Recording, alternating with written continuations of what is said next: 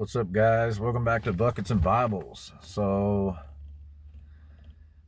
point of view on the Baltimore bridge thing.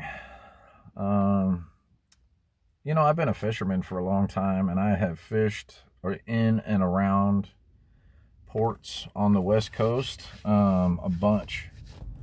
And I've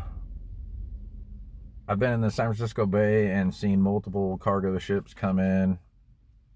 I mean, dozens and dozens of them. And usually when they're coming into port, they have a pilot crew that will either run them, or they'll also have tugboats, pilot boats, that will help control them because they don't turn on a dime. And usually when you're coming in from the ocean, there's wind and there's a breeze, and those cargo ships basically when they're that tall, they're like a big sail. They catch the wind and they'll push them. And I don't know the wind or the weather in that time, but I do know that ships have fail safes on them, and when they lose power, they have backup generators that will immediately kick on, and restore power so they can navigate the boat. And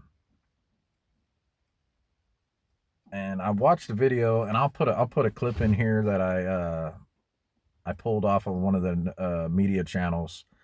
I'll put a little clip in of the bridge, as the boat hits it, the bridge going down. And I didn't study it a whole bunch, but it kind of looks like if the ship lost power just the last minute, it seems like it's got to be, I don't know, just the worst luck in the world. Or FBI immediately says, "Oh, it's not a terrorist attack." But how could you know that right away? So I'm kind of.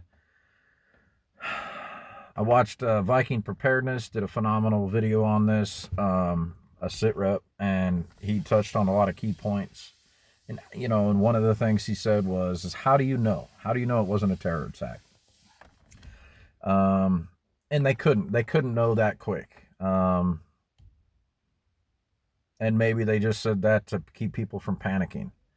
But if that port is shut down now, and that's one of the three biggest ports that can take those large container ships on that coast,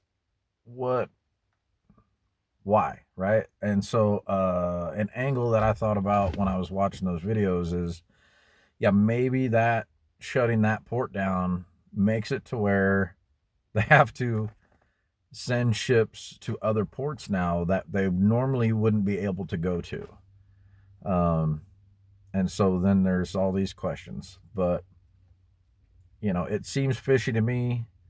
Obviously the government's not going to give us a straight answer. But it is,